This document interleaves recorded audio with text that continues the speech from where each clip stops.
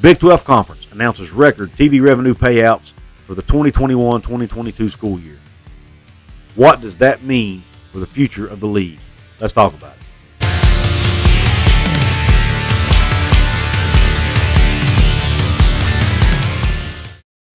What is up, college sports fans, fellow members of Mountaineer Nation? This is Coos, and welcome into another edition of Coos' Corner.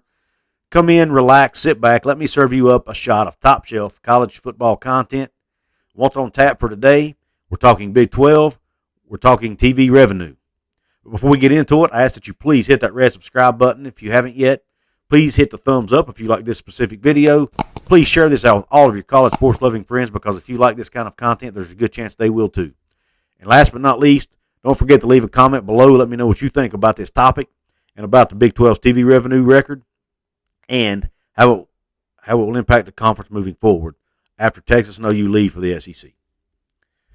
All right, folks, I'm back after a five-day hiatus. I had to take some time off because I had a lot of traveling to do. I had a couple days worth of meetings for my job, and also spent a long weekend with the family.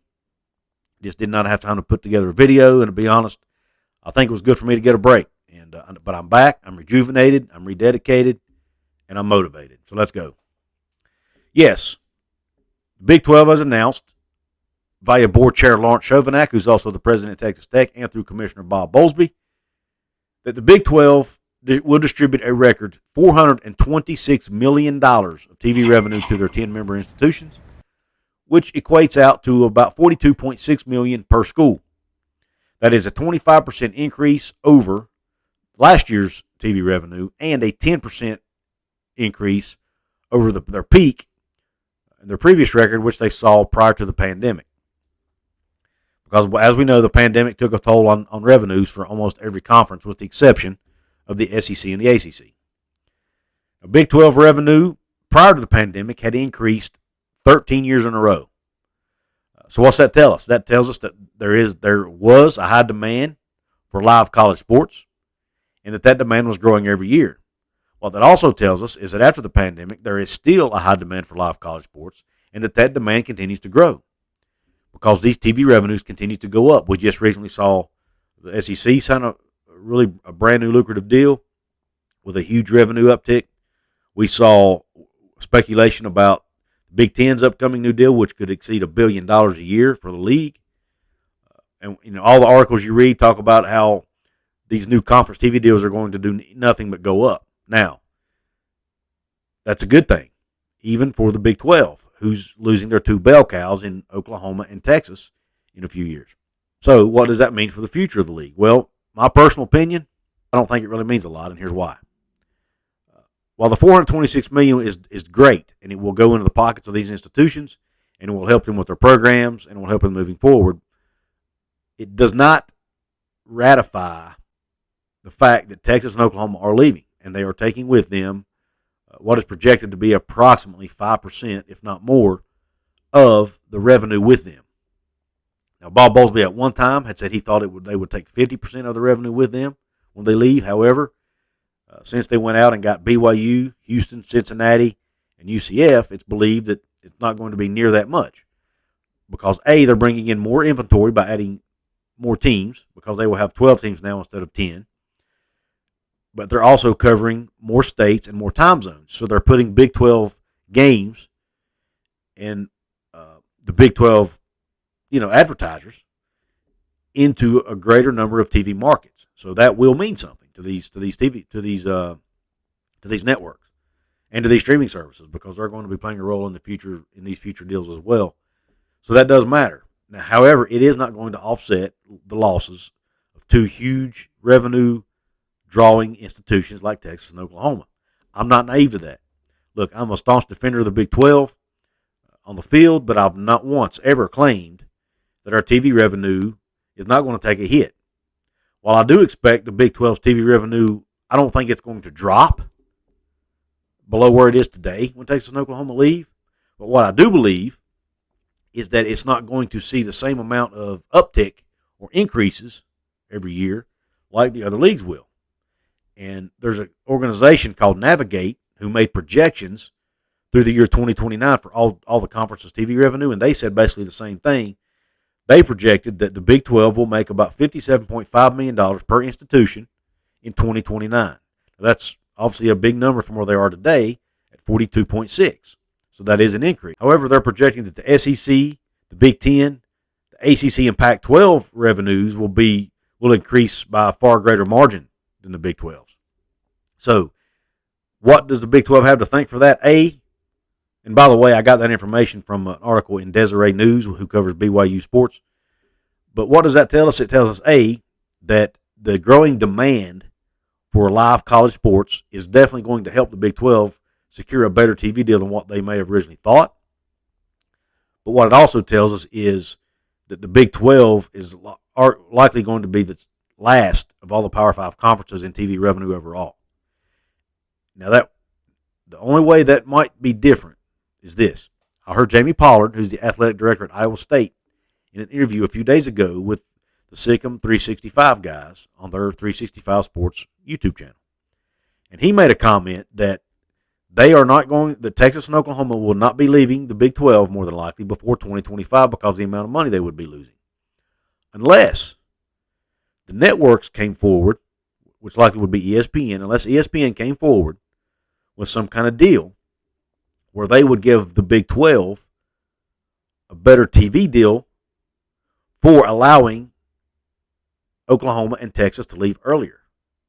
So that was interesting to me. So that tells me that, it's been on the minds of the Big 12 leadership, or Jamie Pollard wouldn't have said it. And not only has it been on their minds, I think they've been talking about it. So the ESPN see so much value in Texas and Oklahoma going to the SEC earlier than 2025 that they are actually willing to give the new Big 12 more TV money in order to allow it to happen. That's going to be very, very interesting to see how that plays out. Now, if that happens, maybe the Big 12 gets more than that $57.5 million. I don't know if Navigate included that in their numbers or not. Probably not. But also what it tells, here's what worries me the most, though, about the Big 12 potentially being last in TV revenue is this. It will make other Big 12 schools ripe for the taking, in my opinion. And what I mean by that is, if these other Big 12 schools, like the West Virginias, the Kansases, the Oklahoma States, if they see that the Big 12 is last in revenue, and they can go to these other conferences and make a lot more money, then they're probably going to shop themselves out potentially and try to get into some of these other leagues. Maybe Oklahoma State sees an opportunity to get into the SEC with Oklahoma and Texas. Maybe Kansas tries to seize an opportunity to get into the Big 10 because they are an AAU institution. That's just two examples. I worry that the Big 12, I don't think they're going to lose their Power 5 status because that has to be voted on by the other conferences, and I don't see the other conferences voting them out just for without a legit reason.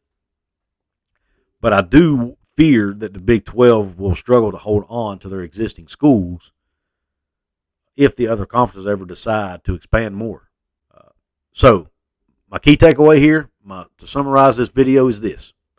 Yes, the Big 12 is in a much better footing today than they were expected to be with that $426 million revenue. They are currently third among Power 5 conferences in TV revenue per institution. However, it is not going to negate losing Texas and Oklahoma. It is not going to help that.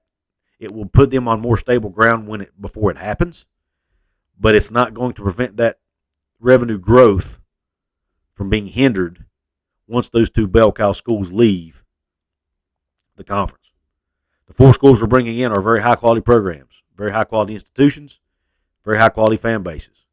But from a revenue perspective, the four of them will not come close to matching Texas and Oklahoma, in my honest opinion.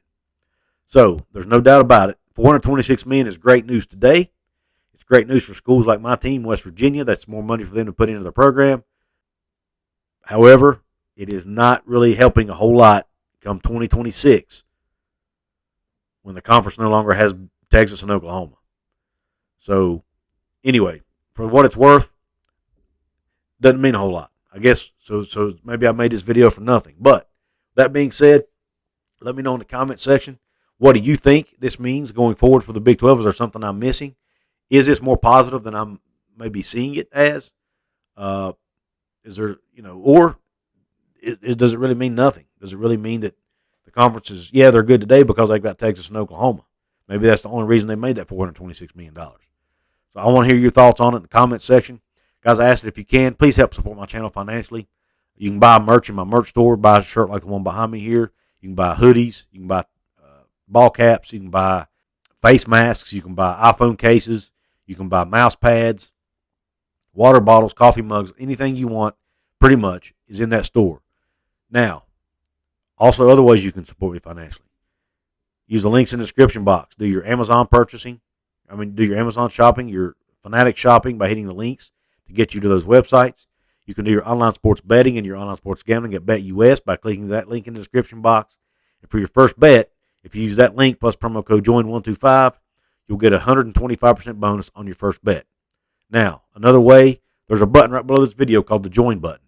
If you hit that button, you become a member of Cougars Corner, take advantage of the perks that I have to offer, including some early access to videos, some members-only live streams, some special emojis, different things like that.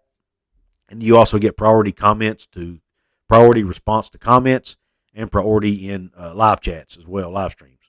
So all of that are perks that I have to offer as a channel member. If you can't do any of that and you want to support me for absolutely free, it's the big four. Like, share, comment, subscribe. All of those help out my channel. All help that YouTube algorithm, and they're all free. I ask that you please do that.